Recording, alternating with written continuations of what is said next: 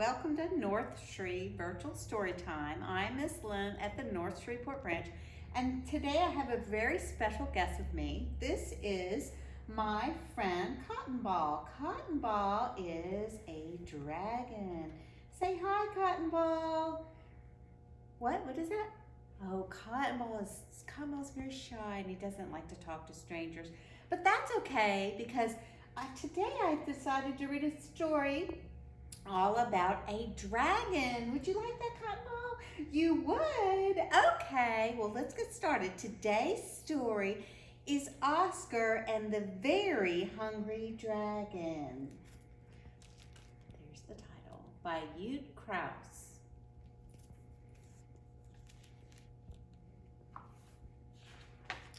And at the very beginning it says, on the very first page, imagine a very dangerous dragon, sort of like this.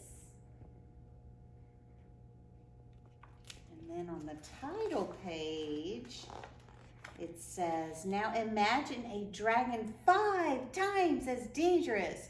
Ready? Now you can turn the page.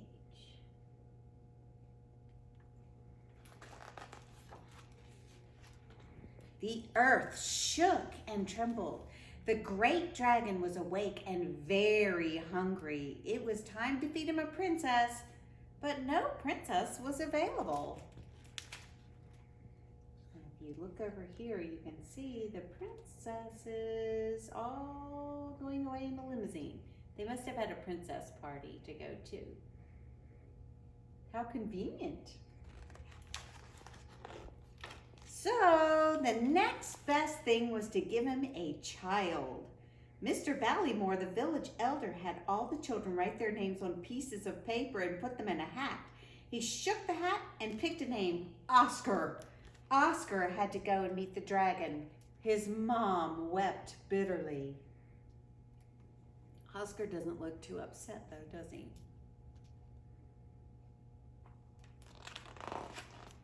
It took Oscar hardly any time to find the dragon, who was eagerly awaiting him and very, very hungry. He hadn't eaten for 344 days.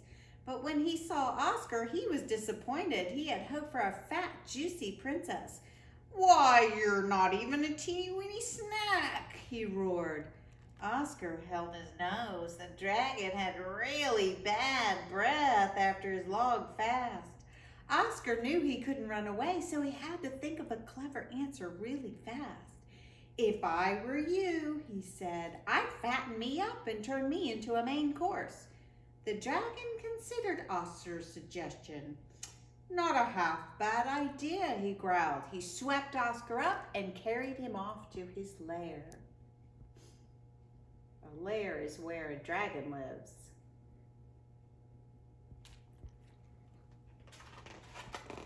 The dragon plunked Oscar in a cage. What do you need to fatten up, he asked. Oscar wrote out a long shopping list and ordered a professional cooking stove.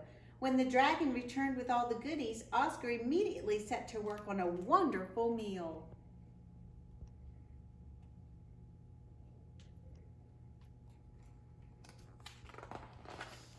Very soon, the most delicious smells came wafting through the cave. Oscar's mom had taught him a thing or two. Dinner's ready, he called. Grilled eggplant for starters, then pasta and homemade ice cream. Shut up, roared the dragon. Dragons don't eat stupid human food. He hunched over his growling belly and tried best to ignore Oscar, who was enjoying his lovely meal.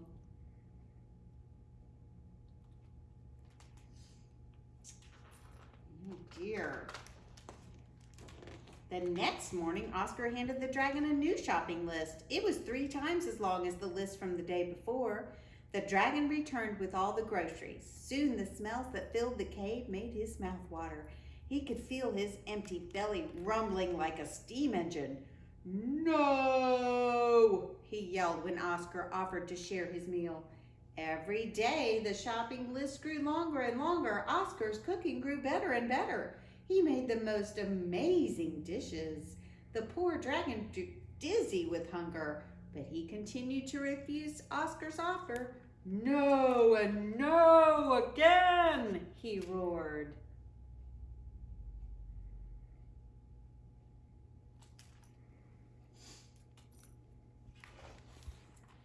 He roared so loudly that the villagers heard him. "Oscar's done for," they cried, wiping their eyes sadly. "He was such a nice boy." Oscar's belly was getting nice and round with so much food. "Show me your finger," said the dragon one day. "I want to check if you've gained weight." Oscar, who had learned a thing or two from listening to fairy tales, quickly held out the cooking spoon to the nearsighted dragon. The dragon felt it and shook his head in disappointment. "This is too skinny to fill even the belly of an ant," he said.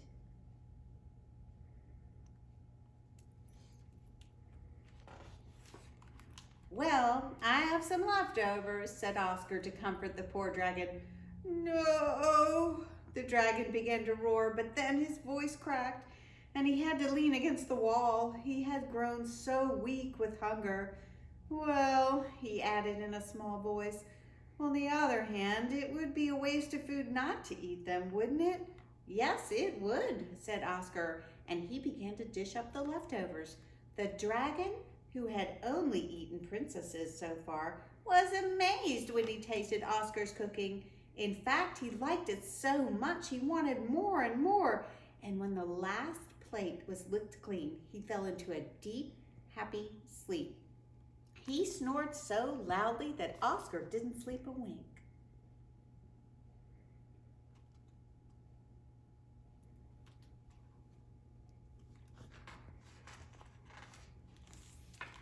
"You may as well cook for me too," said the dragon the next morning when Oscar handed him the shopping list.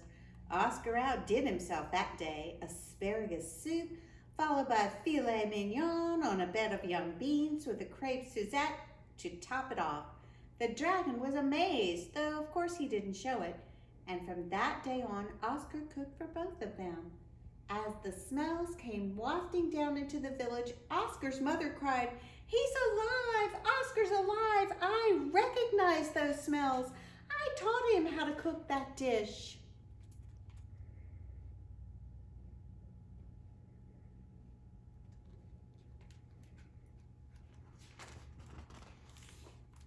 So time passed until it occurred to the dragon that he hadn't checked Oscar's weight for a long time. "Show me your finger," he said. Oscar, who was busy cooking, held up a stick. He didn't bother to look at the dragon until it was too late. The dragon had been to the optician and gotten himself a brand new pair of glasses. Angrily, he stared at the stick and at Oscar, who had gotten very chubby. "You tricked me," he roared. "You'll pay for that. You are going to be my next main course." He made a grab for Oscar. Oscar jumped aside. You see his new glasses? Oscar jumped aside, but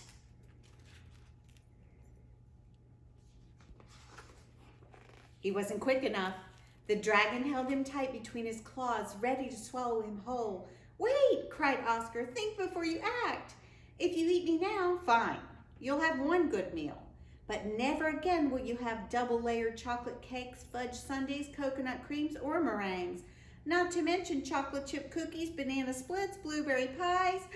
The dragon's mouth watered. "Well, that's a thought," he said grumpily. "Still, you tricked me and—" "Look," Oscar interrupted. "I promise I'll stay and cook for you if you promise not to eat me."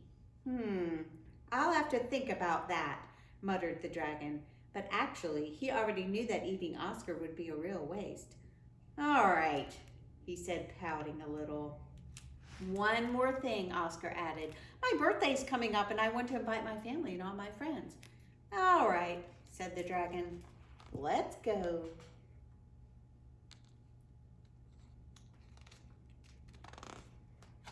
When they reached the village, nobody was there. Everyone was hiding from the dragon, everyone except Oscar's mother. She was very happy to see her son. When the other villagers saw that the dragon was just chattering and being social, they came out of their hiding places and joined in. There's Oscar's mother. Look, everybody's hiding. They're in barrels and buckets and windows and the chimney. And this guy's on the roof.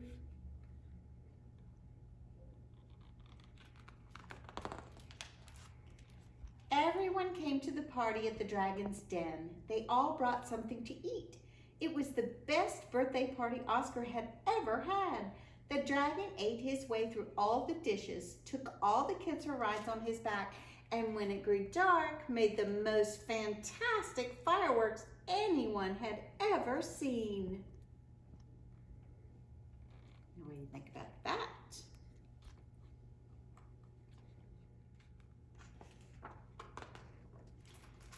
Oscar kept his promise and stayed with his new friend. Together they opened a 5-star restaurant, and together they invented the most amazing dishes anyone had ever tasted.